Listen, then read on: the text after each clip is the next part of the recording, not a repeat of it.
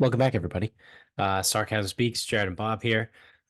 um, I've got some updates on something we talked about a while ago, which was the Jake Paul and Mike Tyson fight. So we talked about it originally being like kind of a joke, right? And then I think I texted you. I don't think it was on the show, but my intern was telling me like they were going to use headgear and like there was this whole thing, whatever, going on. Um, and I just kind of wrote it off as like, oh, that's dumb. And then yesterday, I saw a release, like a press release, um, that said this is actually going to be a legit fight. So I've got the details here. It's going to count as a sanctioned professional fight by the Texas Department of Licensing and Regulations. So it's going to be a heavyweight match. Um, and it will consist of 8 2-minute rounds with the fighters using 14-ounce gloves. The outcome will affect their professional boxing record. So this is a legit fight. Knockouts are allowed, right? It's a whole thing. There's no headgear. There's none of that. This is a legitimate boxing match. Um, Now that being said, right now I don't know boxing enough to know like the deal with the gloves. I know people make a big deal out of gloves all the time. Oh, they're 14 ounce or they're 16 ounce or whatever ounce they are, right? Um, so I don't know if 14 ounces is smaller than usual, bigger than usual. I think there's 12-ounce gloves, maybe too. Standard is 12, 14, 16. Okay. Um, Heavyweight.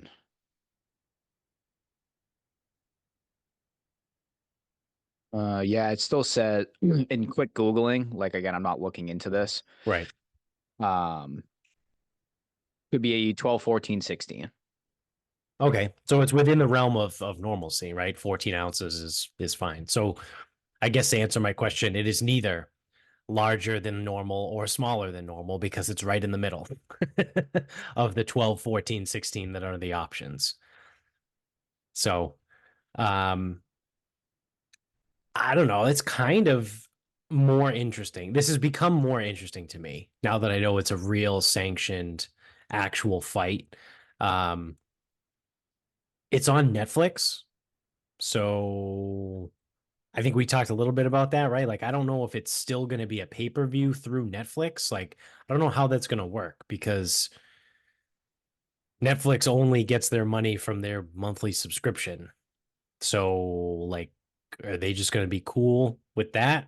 Or are they going to make people pay, whatever it is, 5, 10, $20 to watch on top of their subscription? I don't know. I have no idea. I haven't seen anything that outlines that either. But it's definitely got more juice to it. I still don't know if I'll watch it live. I also don't know when it is. When does it say? July 20th. Um, so I don't know. Is that like a Saturday night? Like maybe if I get bored, I don't know. Again, I probably most likely probably won't watch it live. But it's definitely got more juice for me now that, like I said, that I know it's real. However, I don't know. It's still just kind of weird to me. Um, by the time the fight happens, Mike Tyson's going to be 58 and Jake Paul is going to be 27. So it's literally 31 years in between them. Um, and I know it's Mike Tyson, right? Who is quite literally the probably the baddest man on the planet, 30 years ago. Um, but he's 58 years old. Like, I don't know. I don't know, right? Where do you draw the line, right? Because there was those fights. Who was it? Bernard Hopkins fought until he was like almost 60, or maybe he was 60. I remember there was like that really, really awful knockout where he got knocked out by like a 28-year-old and he like fell through the ropes like onto the ground outside of the ring. Um, it was not good. So it's like, I don't know. Again, like I said, it's Mike Tyson. Yeah, he's still a savage. Like I've seen some of his training videos and he looks phenomenal, right? Not that I have an eye for boxing talent, but he looks like he's still fucking pretty fast, right? With everything. Um, but still, like, I don't know, what business does a 58-year-old have boxing a 27-year-old? The biggest detail that got me was the 8 2-minute rounds. It seems like that's so Tyson can't wear this dude down, Yeah. right? Or vice versa. Again, like he's Yeah. 58. Like, can he do 15 3-minute rounds anymore? Like, I don't know. Like I said, he's almost 60.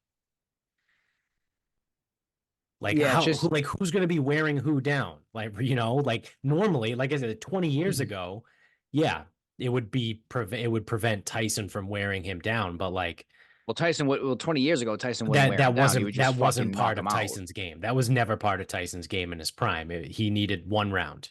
That's it. He was, Yeah, I'm just gonna knock I'm this just gonna dude knock out. you out. Yeah. I mean, he still might, He could. but yeah, I was thinking like because he's not gonna come out like this is 1991 and guns blazing, like whatever. He's gonna like work him a little bit, like feel it Yeah. out, let him move. Like the first 5 rounds are gonna be useless. I mean, unless Tyson does catch him, which Right. He could. that's like the big wild card in this whole thing. Yeah. All he needs to do is land one punch in, and that's it. Right. He's still Mike Tyson. Like I know he's almost 60, but he's still Mike Tyson. Right. So yeah, I mean, I don't know. I just don't I know they're doing it for money, right? Again, maybe are they? Like how much is Netflix paying them? Like again, we don't know. Like are we going to have to pay a pay-per-view price on top of the monthly subscription? I don't know. Does that limit the money they get paid? Maybe. I have no idea. But I don't know. It's just kind of a I would be more surprised, right, that on the morning of July 21st, everyone the consensus is, wow, that was a great fight, right? Like I think that is the more the unlikely outcome, that the consensus is it was a good fight and that it was fun for everyone. I think Yeah.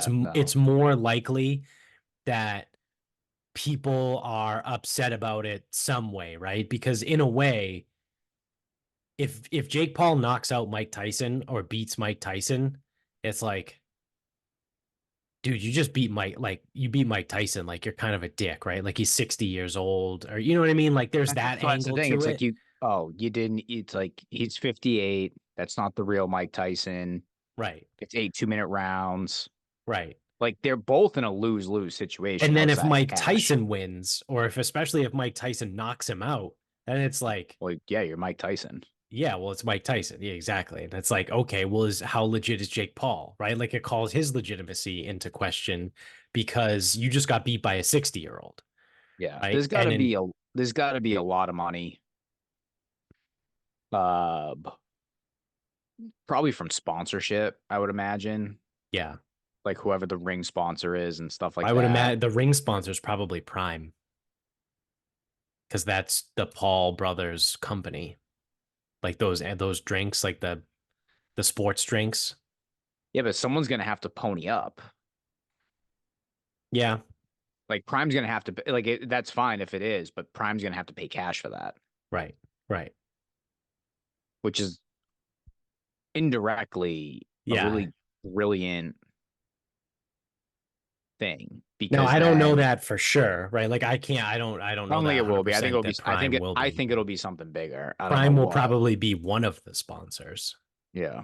I mean, that would be dumb if Jake Paul was going to get in a fight that he set up with Mike Tyson that could potentially be huge and not have his own company somewhere as a sponsor, right? Well, Like that's the that. thing. So obviously, like boxing isn't the Super Bowl because you don't have the commercials, Right. but you do have plenty of sponsorship opportunities. It's like That's how they'll make their money, and that's how the guys will get paid. Right. And Netflix might only do it to like, if they make a few million, it's like, yeah, okay, cool, Right. fine. What do we give a shit?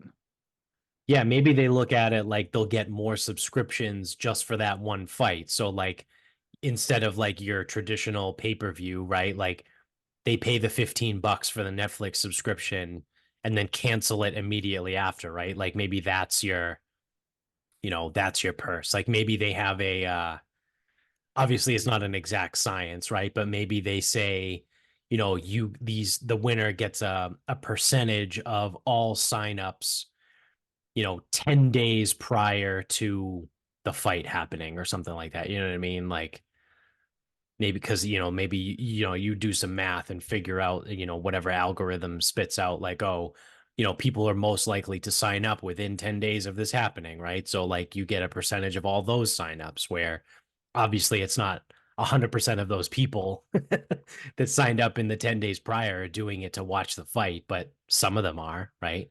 It's whatever that math, they do the math, right? Maybe it's 3 days before, right? Like who knows? But I wouldn't be surprised if it was something along those lines too. But yeah, like I said, I would be more surprised if the consensus afterwards is positive, No, I won't right? be.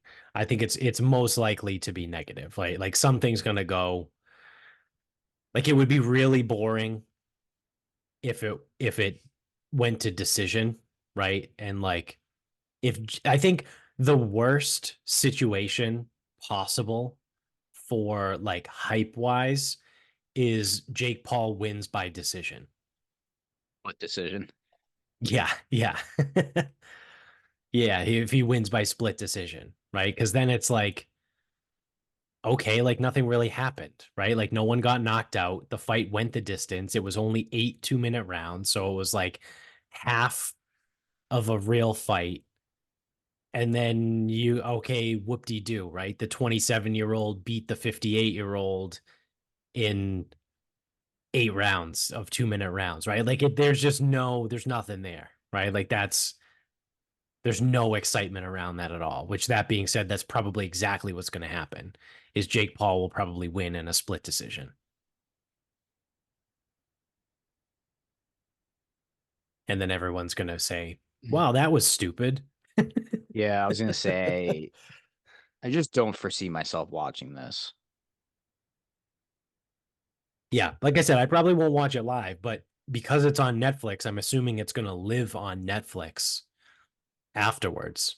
So Yeah, but like I may once you watch know the it at some result, point. you don't even need to see it once you know the result. Yeah, that's true too. I'm not like a boxing guy, right? Like I don't need to Twitter watch it to. Twitter will have it. Yeah. Yeah, Twitter will have the highlights.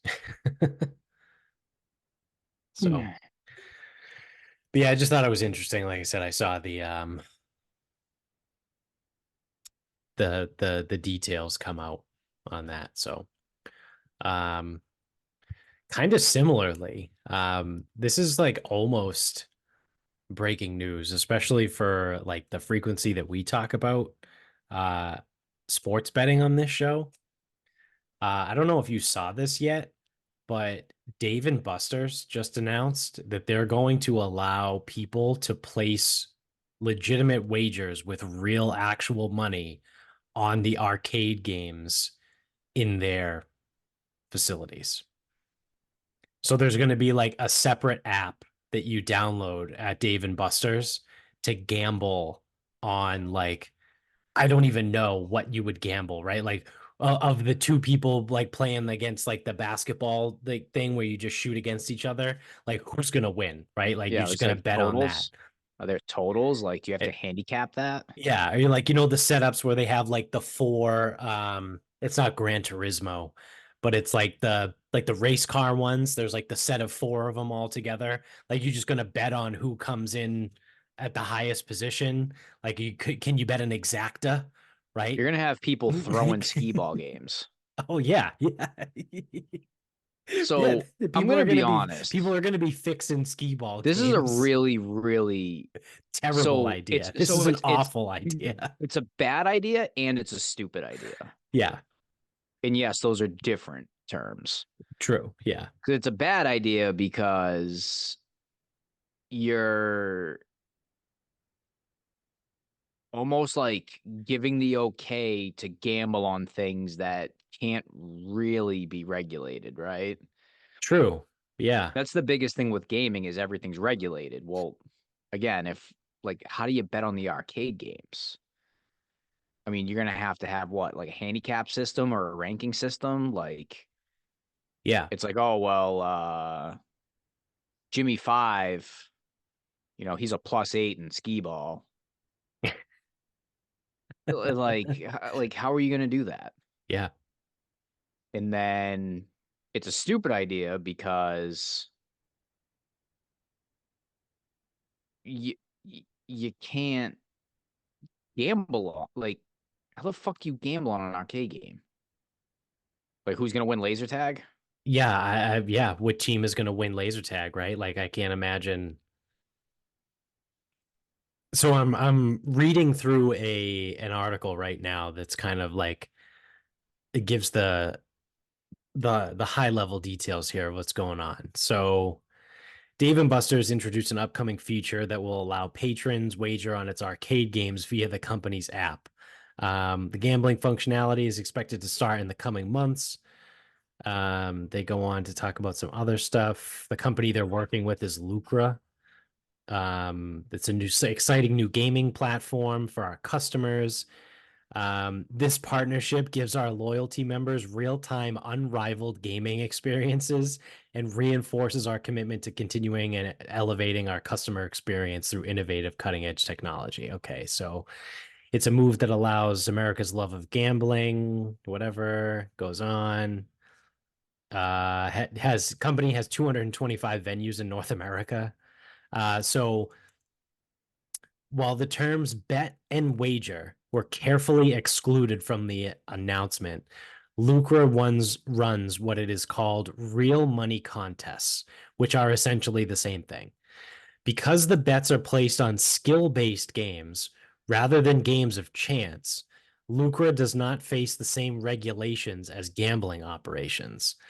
The company says it hopes to destigmatize cash based competition by evolving it into a fun, friendly, and social experience. Well, pal, I don't know how much time you've spent around people that gamble, but making it fun, friendly, and a social experience does not go well with. Oh, it'll be a social experience. That's for fucking damn sure. I can guarantee they'll fucking they will come through on that promise. Yeah, yeah. Um, so, all right, so maybe this is a little bit more. To take part in a real money contest involving arcade games, you'll have to be a member of the Dave and Buster loyalty program, and at least 18 years old, or 19 in Nebraska and Alabama, 21 in Massachusetts and Iowa. Okay. Only 43 states allow the product currently. So, Lucra also allows people to bet on pickleball ratings in tennis matches against each other. The move allows Dave and Buster's to get a cut of any wagers. But if someone wanted to bet with a friend over who was better at hot shots basketball, something, and this is just the article I'm reading, something, mind you, that absolutely already occurs. Why would they choose to make that wager through the app rather than in person? Okay, yeah, this just goes on to talk about that, but um, and that's kind of like the end of that article. Then it just shows like a bunch of people tweeting about it. Dave and Buster's stock has climbed 50%. I didn't even know Dave and Buster's was a publicly traded company. But yeah, I mean, I can't really find anything on like how it's actually going to work because I think you nailed it. Like it's not regulated, right? And if I'm playing skee ball and you're betting on me playing skee ball for a score, I can just turn around to you and be like, "Hey, did you take the over or the under?" Right? Or just make it simple, right? And just take the under on whatever my score is, and then I'll just throw the Yeah, game. just whiff every single one. Yeah. Well, and like the other thing too is you're also opening the door for like if it's not like a formalized competition, it's just like regular people. If you can bet on people playing arcade games, maybe you can only bet on yourself. I don't know. Like I'll bet my own over under on like how many points I'm going to get in skee ball. I don't like because if I can walk in there and you're betting skee ball and I take the under and you just want to be an asshole, it's like, oh, you're going to take the under. It's like, yeah, I don't think you're going to get that many points. Like, well, I'll fucking show you. And then it's like, we have to fight over that now. Right. Right. Like, what was the point of that?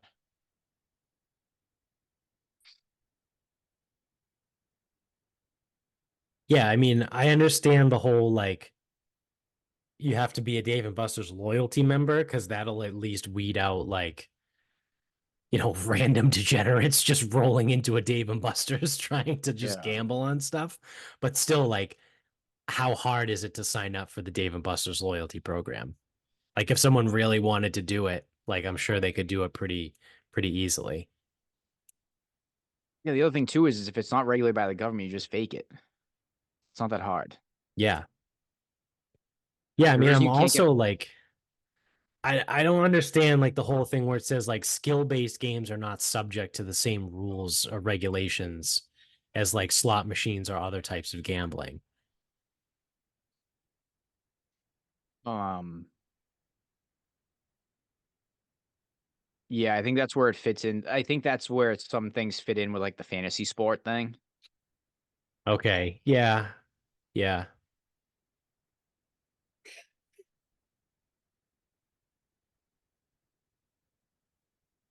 Yeah. I don't know. There is a limit, right? So I'm just trying to like, I'm surfing around for different articles, skimming them, seeing what I can find. So this other one I found, there will be a limit on the bets that the users can place, but Dave and Buster's and Lucra have declined to confirm what the limit will be. Like I wouldn't be surprised if it's like $10, right? Like a $10 limit on whatever you're allowed to bet, or I don't know. But they do keep saying like you'll be able to bet on skee ball and hot shots basketball and other arcade games. It's like it just doesn't seem like something seems off, right? Like it just doesn't quite make sense as to the logistics on like how this is actually going to work.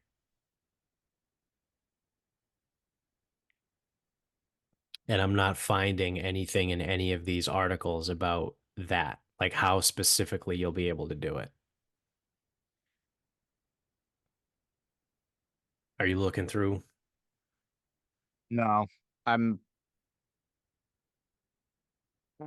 I'm like trying to fathom how this works. And I just don't it's not clicking over here. Yeah. Like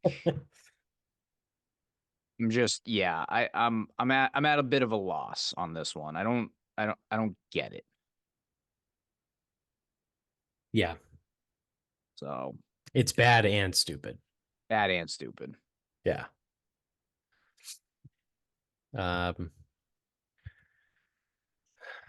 all right. So I think you were mentioning or you had kind of talked a little bit about delays, right? For like flight delays and getting cash refunds and all that stuff. I think you were talking specifically about like the people at BWI, right? Well, that came out.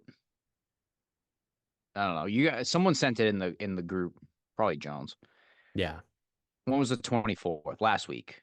Came out last week. And at BWI, or I guess it would be the Maryland Department. No, that's federal. Why is it just BWI? Okay, I don't know. Department of Transportation Yeah.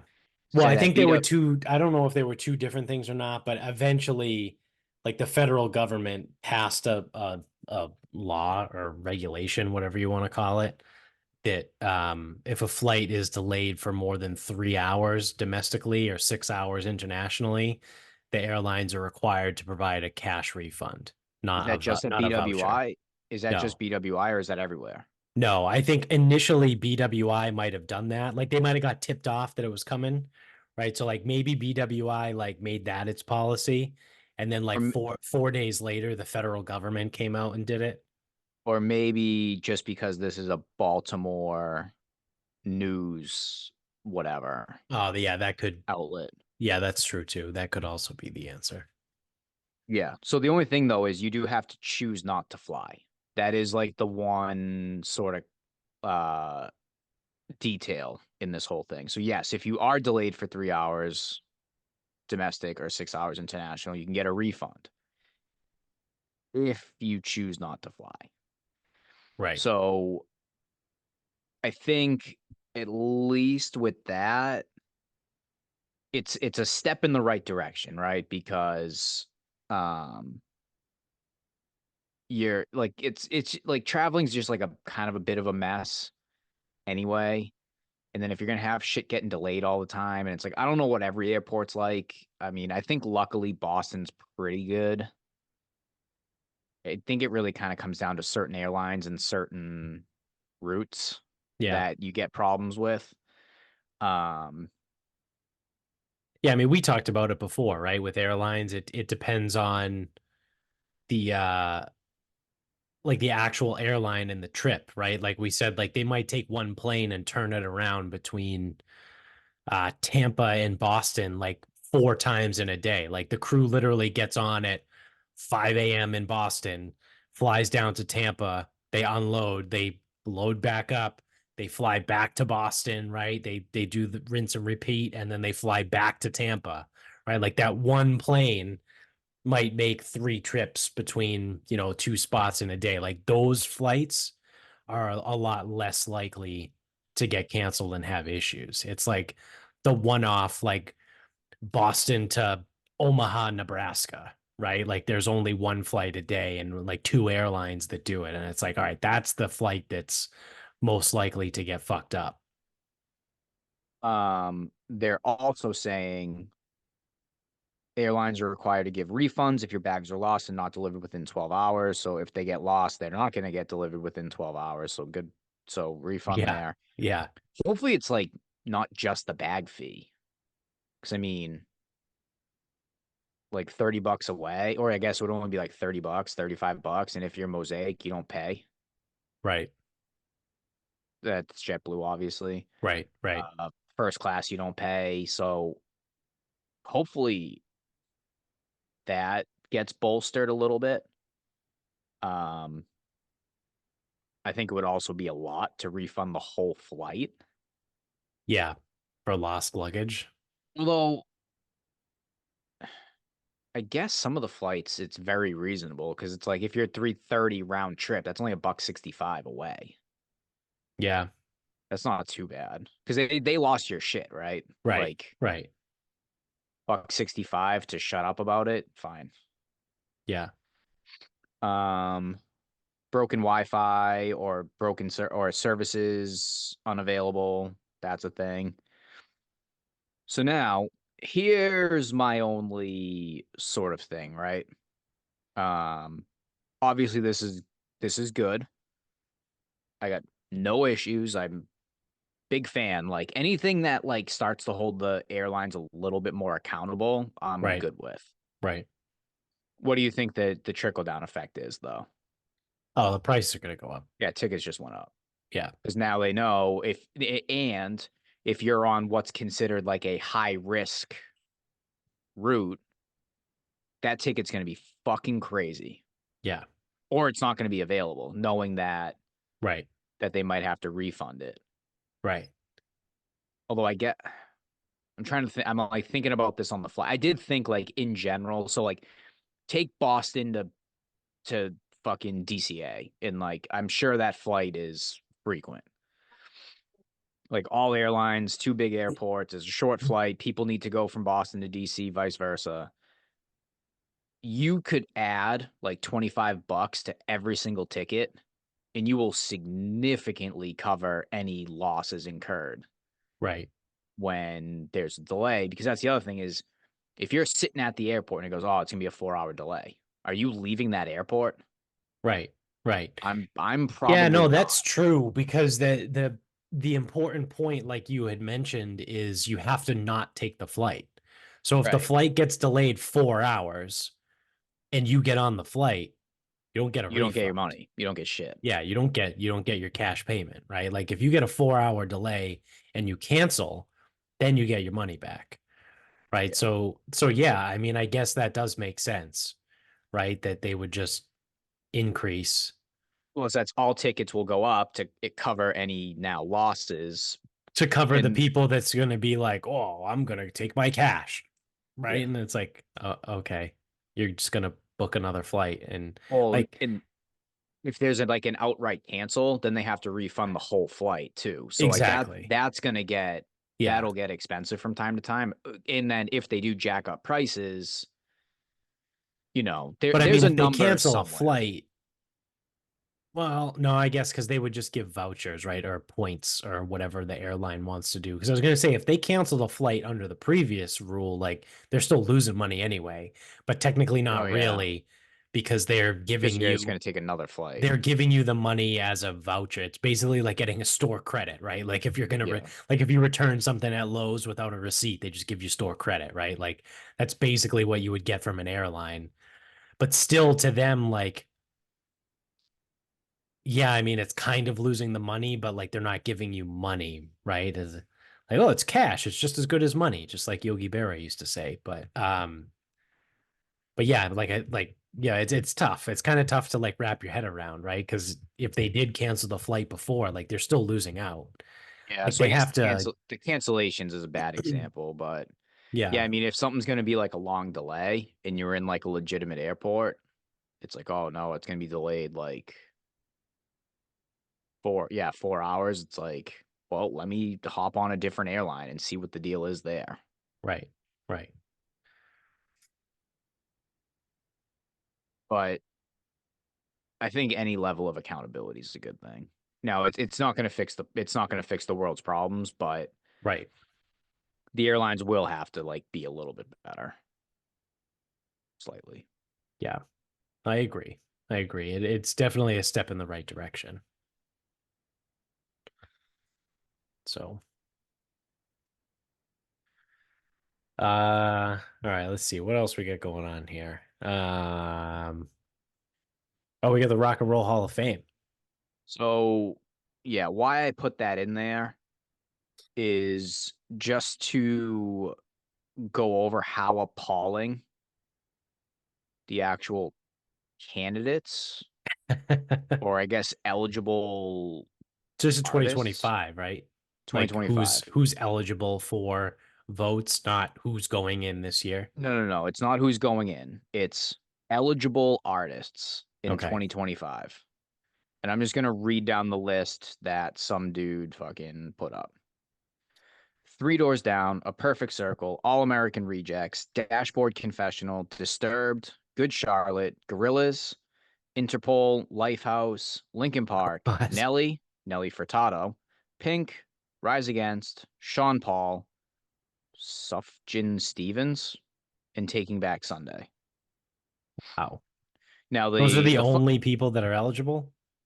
I think that's amongst the I don't know what So is this eligibility kind of is. like the MLB Hall of Fame, right? Where like people stay on the ballot for like 10 years and then they fall off if they don't get a certain percentage of the vote. Because like there's a lot of people on there, but None of them are any good. there's none of them that are any good, one, but also like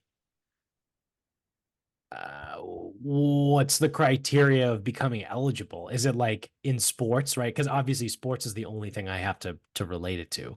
But is it like sports where like you have to not have put out an album for 5 years, right? Because that's the deal. Like in NFL, if you retire, right, and you haven't played for 5 years, you then become eligible for the MLB for the NFL Hall of Fame, right? And I think there's a 5 year grace period for the MLB as well. But like, According what's to Fox in some fucking part of the world, Fox 59, I don't know where the fuck that is. I don't really care to find out either. The only actual formal uh like requirement is an artist must have released their quote unquote, first commercial recording at least 25 years Oh wow. before the nomination.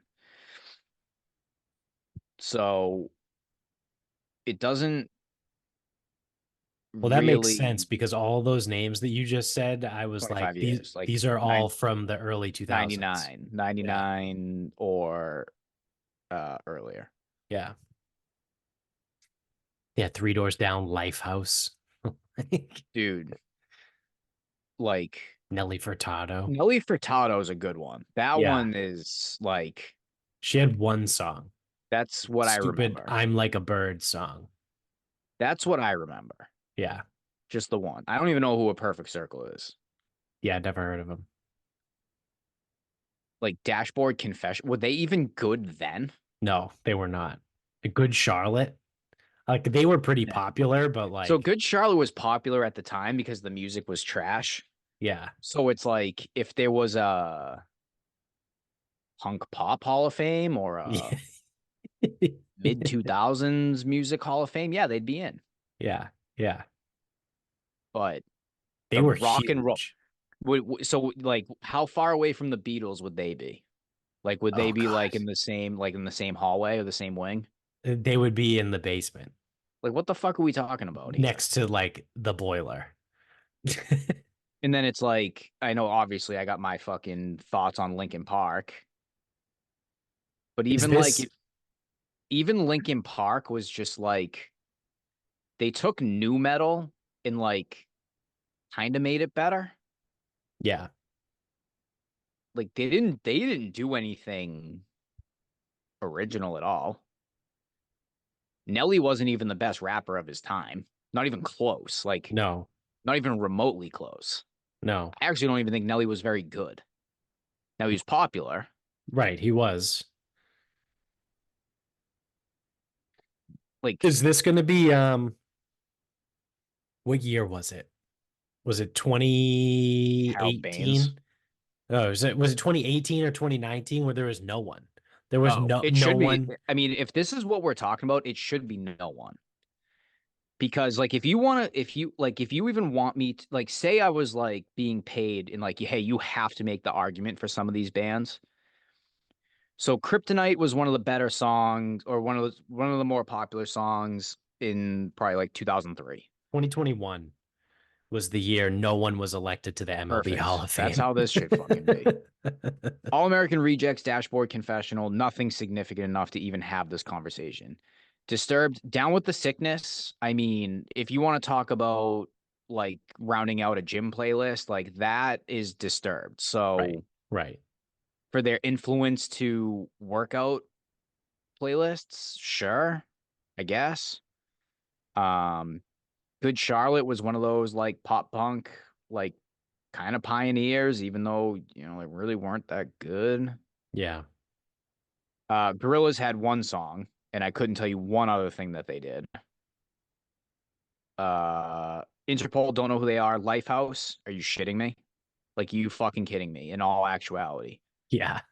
Every single song of theirs was exactly the same. it was you and me. What was the other big one that they had? Oh, Hanging by a Moment. Yeah, Yeah. yeah, Yeah. sick, Literally sick, every dude. song was the same. They were just power ballads, basically. That's all Nelly it was. Furtado. Pink, was Pink any good? Or Pink? like, Yeah, no, Pink was actually talented. She's okay. still touring too. She does pretty well.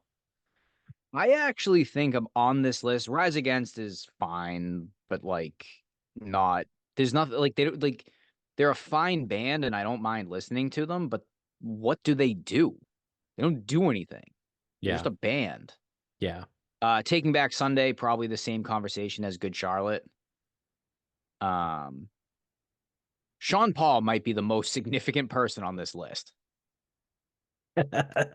He might actually be. Yeah. I mean, the best person on the list, I would say, is Pink. Yeah, I Like mean, if like if we're like if you're talking about like career earnings wise and like, yeah, it's probably Pink or Linkin Park, right? yeah, I would say. Because like, even though Disturbed was again every gym playlist, they like the genre wasn't right. Right. Linkin Park hit at the right time because it's like they weren't as heavy as Korn or Slipknot. Well, Slipknot, I mean, Slipknot's new metal, but it isn't. Yeah. So like they weren't as heavy as that. They did like the rap rock thing.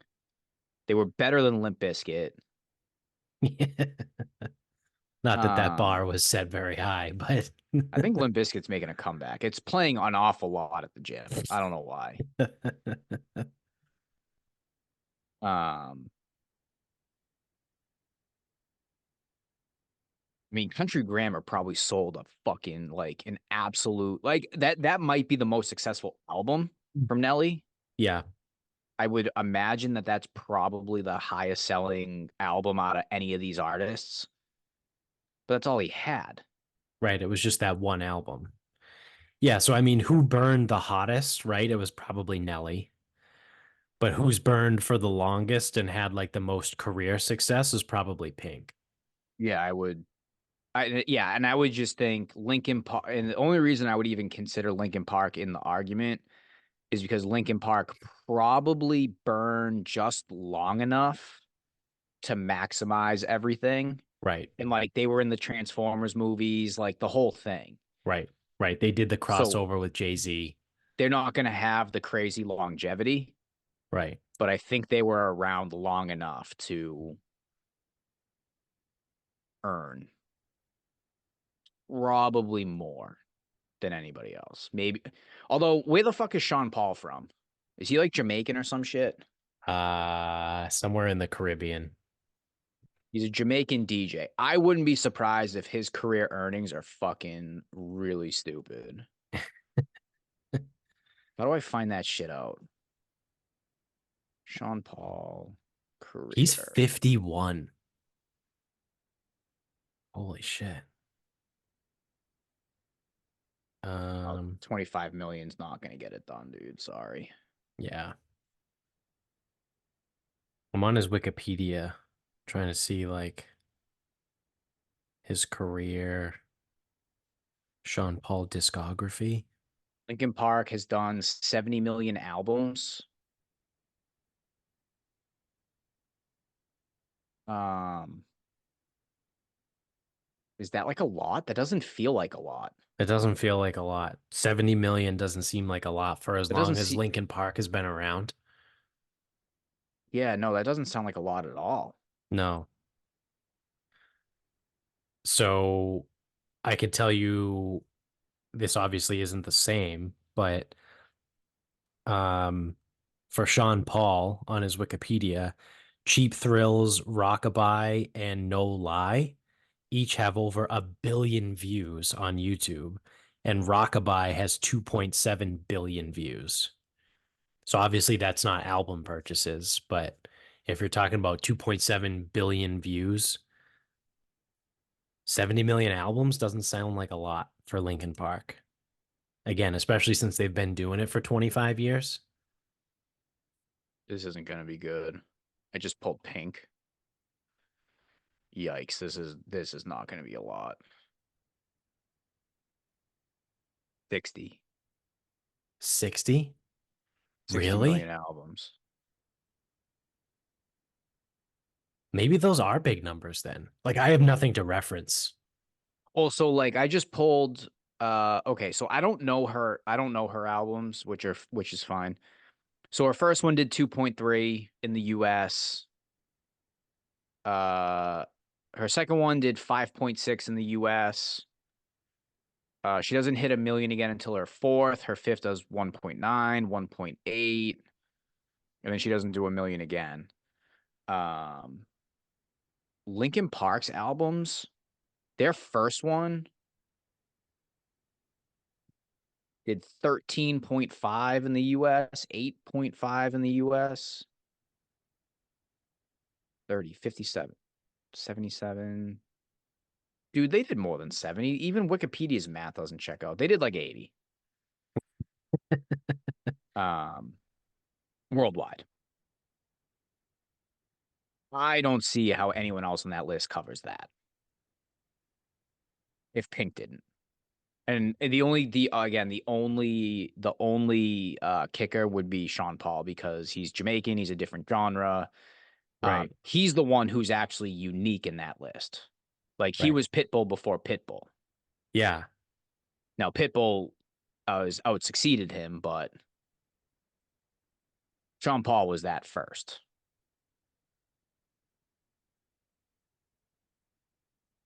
According to bestsellingalbums.com, Sean Paul's number one album was Duddy Rock that came out in 2002. That was the one that had like all of his most famous songs on it. It sold 5.7 million copies.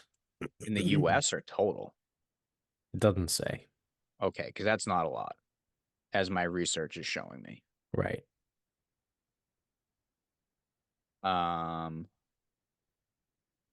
I wish I could see this one doesn't have the numbers like the Sean others. Paul has sold over 9.9 million albums. So like roughly 10 million albums. Well, there you have it. It's Linkin Park by a Yeah, so fucking land Lincoln Park is the by a most lot. popular. Yeah. Ugh, that's so sickening. Fuck Linkin Park. Yeah, Lincoln Park is not good.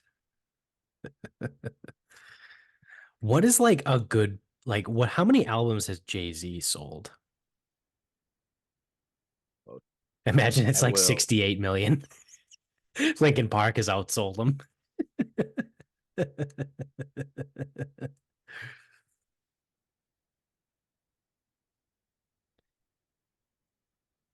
Dude, you're not going to believe this. According to Wikipedia, oh no, this is as of December 2014. So this was 10 years ago. So that's bad data. But on his Wikipedia page, it says as of December 2014, Jay-Z has sold 29.1 million.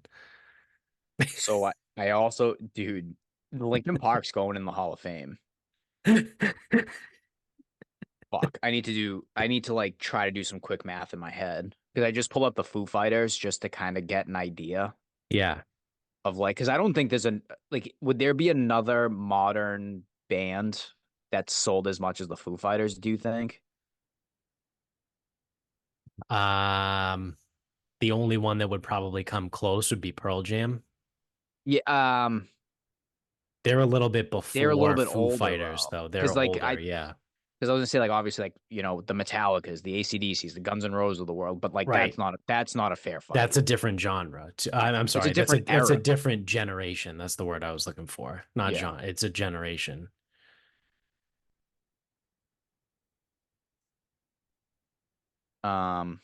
1.8, 2.9, shit, what is that? 4.7, 6, 6.5, 8. Rough estimation, call it 20 for the Foo Fighters. Wow. Dude, how is Linkin Park is the greatest band of all time? Maybe 26. No, no, stop.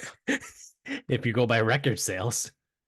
Dude, I just looked up Bands Kanye. with most As of record. 2021, Kanye has sold 25 million albums Since when? as of 2021. So Oh, it's 3 years of nothing, right? But I think he's released maybe one album since 2021, maybe two. So it could be it's less than 30. And Linkin Park has done 70. Who's someone that's like I didn't think it got better than Jay-Z. okay. So I pulled like the all-time. You know who probably has like really high numbers is like Toby Keith, right? Or like it's going to be No, some country artist because it's nope, too specialized. So what about as Taylor you Swift? so as you can probably guess, Let's play the game. Did they sell more or less albums than Linkin Park? Taylor Swift more. Yeah, I would hope that Taylor Swift sold more albums than Linkin Park. Actually, I'm seeing another thing that says Linkin Park 100. Okay. Oh, and this other thing says Pink is a little bit just below. actually, which are both more than Guns N' Roses. Shows how much you know. So I will rip through this quick. These are the bands that have sold more than Linkin Park. There's some ties at 100 million. So more than 100 million. Bee Gees, Rod Stewart, Bon Jovi, Fleetwood Mac, Red Hot Chili Peppers, Adele, Maroon 5, Lil Wayne, Lady Gaga, Metallica, Jay-Z, Chris Brown, Katy Perry, Sinatra, Julio Iglesias. I don't know who the fuck that is. But Streisand, Phil Julio Collins, Iglesias, that's Enrique Iglesias' father. Aerosmith, U2. Is that actually legit or is that just like fucking with me? No, that's actually legit. Oh. He was a big time Latin artist back in the day. Springsteen, Spears, Bruno Mars, Ed Sheeran, Justin Bieber, Billy Joel, Kanye, Garth Brooks, Drake, The Stones, AC/DC, Celine Dion, Eagles, Beyonce, Taylor Swift, Whitney Houston, Mariah Carey, Eminem, Pink Floyd, Rihanna, Led Zeppelin, Madonna, Queen, Elton John, Elvis Presley, Michael Jackson, the Beatles. Now this is the Wikipedia page of list of best-selling music artists. It's not in cash. It is in, oh wait, it is in cash. Claimed sales, 600 million. Wait, that's in dollars, is it? It's got to be albums.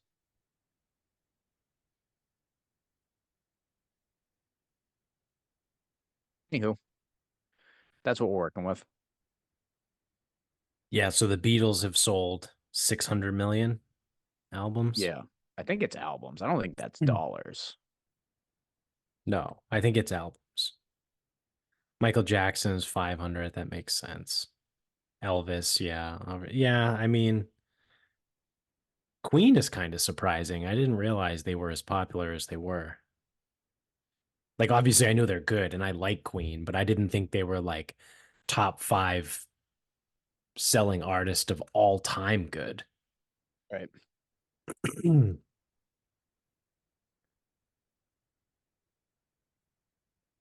Yeah, well, you know, are they as good as Linkin Park?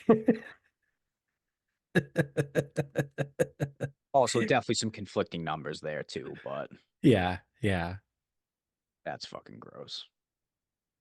That is absolutely hilarious. I love everything about that. Would be a fun like trivia game to play with people to be like, did this person like who sold more records, right? Linkin Park or Jay-Z, right? Like people would be like, oh no, it's Jay-Z, obviously. Yeah, well, again, there's also conflicting data there though, because Jay-Z was on my list of more when I was reading through Wikipedia, Right, right. as was Drake and whatever. Rihanna was up there. Yeah, I saw Rihanna was pretty high. Meatloaf, let's go. Shout out to Meatloaf. They sold 100 million albums. They're better than Linkin Park.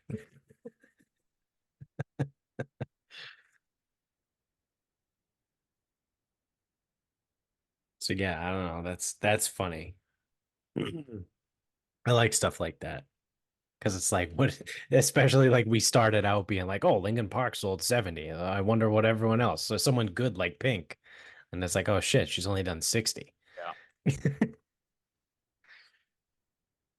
So goes to show how much we know the music industry. not at all. Yet we did comment on it. We That's the did. best part. We commented about who should be in that Hall of Fame or not, and fucking shit all over the list.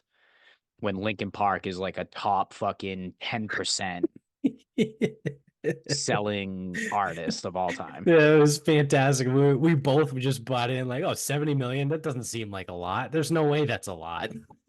Yeah. Nope. Nope. That's it's apparently quite a bit. Quite a bit.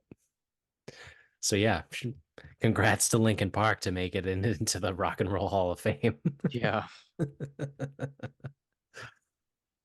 Oh, well, on that note, you want to wrap this up? We can wrap this up. Um, so as I alluded to in the last episode, I took it upon myself to drive around, not even Massachusetts, to the Cape and back, and to the Cape and back like a fucking crazy person. So it just so happened that our tournament schedule came out and we were getting Cape Cod National. If you go to the Golf Digest rankings for courses in Massachusetts, it's a top 25 course in Massachusetts. Cape Cod National is interesting because it is a golf course that you actually can get to play if you stay at Wauquasit. Now, some of you might be like, oh, cool. So just stay at Wauquasit and play Cape Cod National. Wauquasit is about 800 to probably about 1,200 bucks a night. The Wauquasit Resort. I think it's in Harwich. I don't believe the golf course is near the resort. I believe the Wauquasit Resort's in one spot, and I believe the golf course is like 20 minutes up the street. Um, so you're paying 250, 275, probably something in that realm for greens fees, assuming you've already booked your stay, which in the middle of winter I still think covers 600 bucks. So good luck on that one. So there's some appeal there. Um, so we got it on a Sunday, and I wanted to. I'm like that's an opportunity. Like I kind of have to take that Hmm. after already seeing that Oyster Harbors was on Monday, and I go, I'm not missing it this year. I Yeah. go, I've wanted to get there and I've missed it and whatever. I'm like, all right, so I'm driving to the Cape and back and doing it again the next day. And some people are like, oh, why don't you just stay? I'm asking for a lot of help at work. I could work 6 to 10 a.m.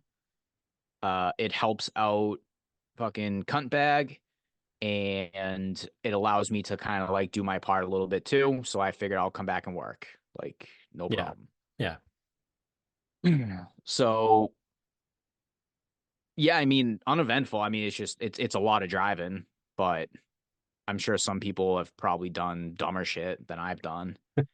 Like some people drive to New York and back in a day. Yeah.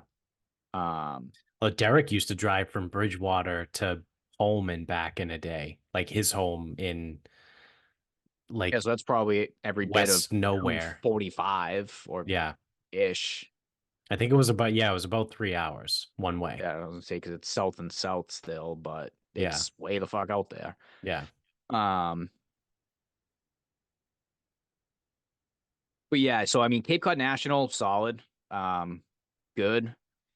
I don't think it's worth paying that resort fee just to play the golf course. Yeah. 1,200 bucks. Yeah, I mean, even if you get in for 800, I don't know, man. That's a lot to stay at a resort Yeah. The cheapest you're going to be looking at is $1,000 to play one round of to play golf. a round of golf. Um, Now again, the resort might be awesome. Like it might be like really cool, but I don't know about that one, man. Like that's a lot. Yeah. So in terms of like getting access to it, I don't know. Like be fucking like weigh the options because I don't know about that. Like it was a good golf course. Like it really was, and it's probably worth 250 in the summer. Hmm. It's not 250 right now, and we didn't pay 250, but it's probably worth that in the summer. And it again, it's a solid golf course, like no complaints.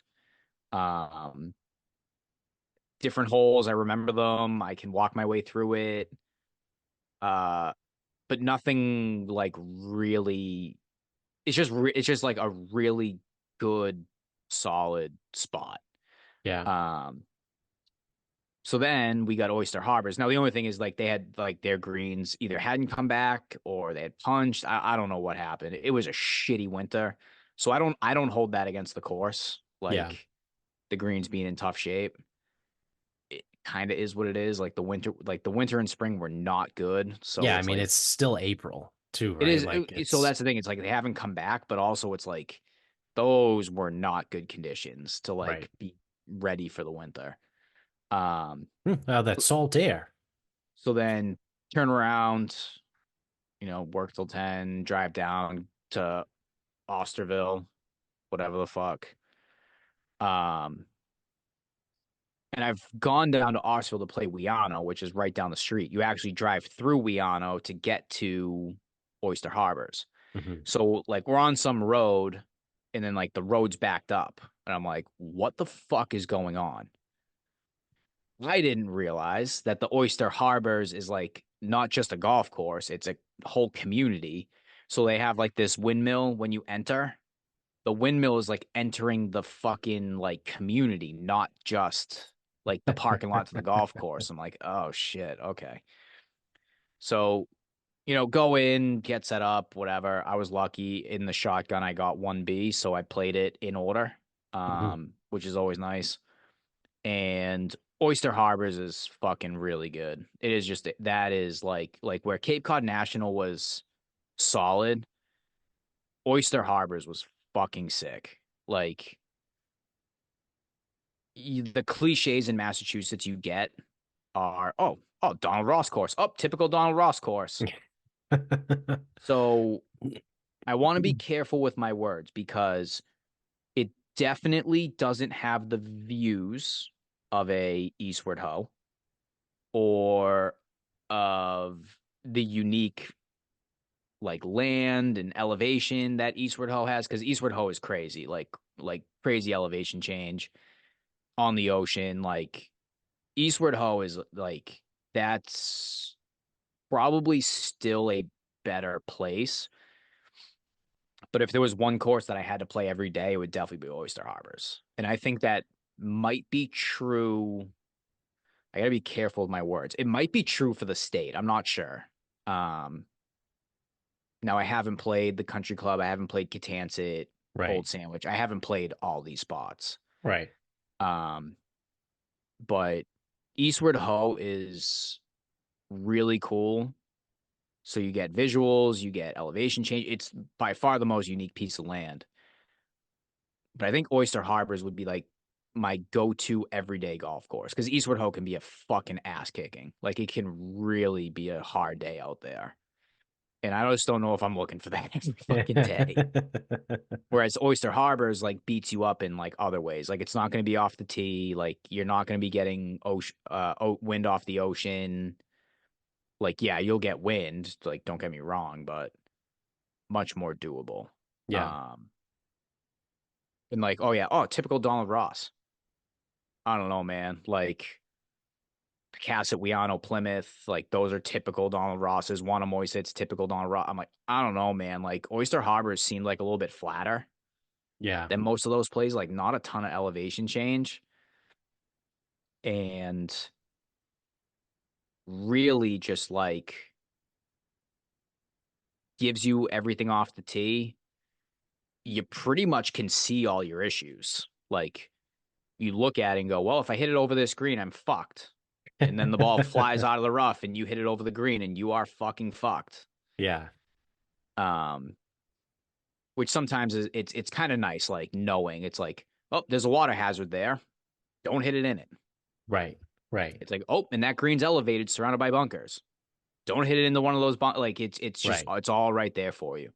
And I think Picasset, you do get some elevation change. Wiano, you do too. You get a couple blind shots. So it's like courses like that, they might like they just ask a little bit more. Hmm. Oyster Harbors, you can roll in first day and like it's again, it's all right there. Like no Yeah. surprises. It's gonna be challenging enough, but if you play good, it's there. Like that's it. And if you play good, then you're rewarded with a good score. Very, very simply put. Right. Eastward Ho, you could play good and still get your ass kicked. Like Wiano, similar ish. Um, so all in all, I made like I'm like, oh man, do I really want to make that drive? Whatever. Yeah, it's really not that big of a deal. Yeah. Just kind of not. Yeah. Well, it also helps that it is April. It is April, yeah, so no traffic, not dealing with that shit. If this was like July, Yeah, you would be fucked. You would that be might not be fucked. doable. Yeah. That would have been problematic Yeah. for sure. Yep. A one p.m. shotgun in Osterville in fucking July would have been a fucking problem.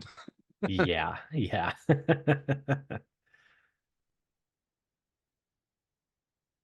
But anyway, the point of all this, so it's like, yeah, whatever. By far, the I'm gonna say the dumbest thing I've done on a golf course. So playing Cape Cod National, there's a hole where the fairway dog legs left, but the green effectively is straight away from the tee. But straight away from the tee is also these trees that right now they're bare, so it's like not that big of a deal. Hmm. When they're in bloom, it's going to be an issue. So I'm not trying to. I'm trying to hit a draw off these tees. I end up just kind of hitting it straight off the trees. Try to hit a draw off the trees. I kind of just hit it straight over, Hmm. and we all see a bounce left. That's what we see. Bounce left. And so we're out there and I'm looking for the ball and I'm like, oh no. Because now it's like beyond the trees and left, it runs away and it's leaves. And it's like, you really don't want to play from over there because you're definitely not going to find your ball. So, not finding it, we're trying to track based on the trees. And I'm like, based on the trees, it hit here. I saw left, whatever. So, can't find it. Playing the tour of Greater Boston. So, you can't go back to the tee. You got to hit four from the fairway where you think it went in.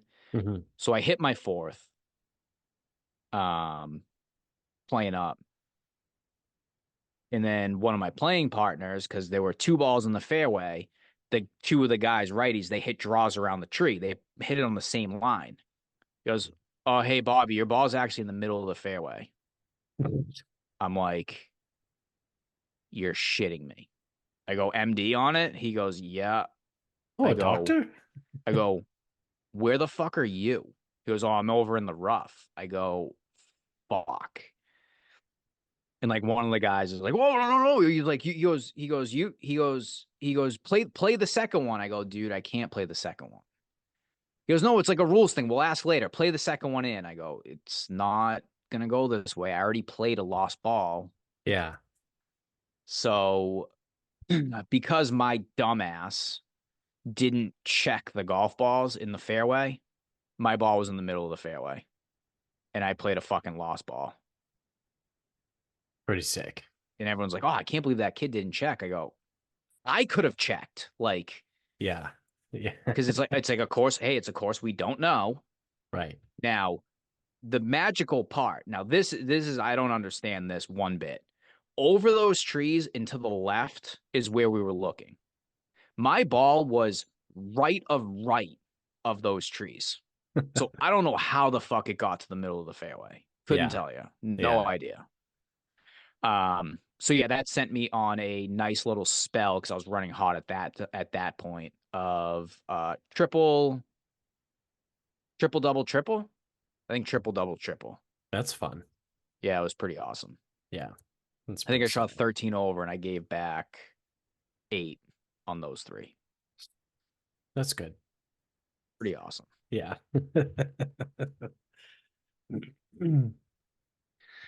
All right. Well, my final thought it will be a brief one. It is I hate Medford, and everything about getting there.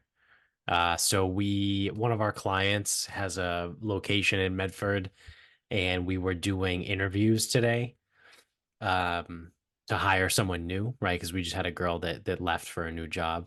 So me and my boss are interviewing people for the new role. And it took me probably almost 2.5 hours to get from my house to Cabot Road in Medford, which ironically enough is like basically where I used to live. Like if you stood on the roof of the building that we were in, like you can see the house I grew up in effectively. It's right over by Wellington Station. Um, 2.5 hours it took me to get there today. Um, our first interview was at 9, and I walked in at like 9:19. So that was fun because I'm texting my boss the whole way, being like, yeah, my original ETA was like 8:52. So I was like, hey, just give you heads up, like I'm gonna be coming in hot, like just FYI. And then eventually I was like, yep, my ETA says 9:02. And I'm like, it's up to 9:11. And then once I got through like Dorchester into like just before the tunnel, it went up to like 9:20. And I was like, I'm gonna be real. I don't know if I'm gonna make this interview now. But the traffic broke, obviously, right in the tunnel. And I was able to get there pretty quickly. And the girl who was interviewing was late because she went to the wrong building. Because all those buildings in that complex over on Cabot Road are all basically the same. Um, so it ended up being okay and fine, but like my God, 2.5 hours You to could get to have Medford today. you could have gone to the Cape and back. Yeah, I could have. I could have. I could have driven almost to New York Yep. in You two and a could have half you could have hours. driven to Western Mass. Yeah. Yep. I could have went to But Taconic. instead you probably drove what, 60 miles maybe? Well, if you mean round trip, sure, yeah, because it's about 37 miles. That's it. Yeah. Is that really it? Yeah, I'm pretty sure it's not that far. I don't know. I forget how fucking far down there you are. Like sometimes I sometimes I feel like it's close, and then other times I'm like, man, you live in fucking Connecticut. Um, okay, yeah, so it's 44 miles. Right? I think it's 37 to Boston, Yeah, that probably makes sense. which is not a lot. It's not far. It should not take 2.5 hours to go 40 miles, Oh, but it does. but it does. So yeah, um, Medford sucks. So that's It's it. funny because even if your point is correct, it has nothing to do with Medford. It has everything to do with the route to Yeah. Medford. Yep. Yep. Yep. All of the above, right? Just include it all. So, all right. Well, that's gonna do it for us. So, thank you for watching. If you're on YouTube, don't forget to click subscribe up top. Hit the thumbs up down below. Help spread the word. Tell everybody you know about the show. You can leave us a review if you use Spotify or iTunes. That would be fantastic. And subscribe if you're an audio only guy as well, whatever service you do use. You can get us on Instagram at Sarcasm Speaks Pod. Twitter is Sarcasm_speaks. Facebook is Sarcasm Speaks. Website is sarcasmspeaks.com. You go to the merch store and also check out the sponsors in the show notes below. And you can find some really neat products and discount codes for you down there. So check those guys out, support them, support everybody. And until next time, good night, everybody.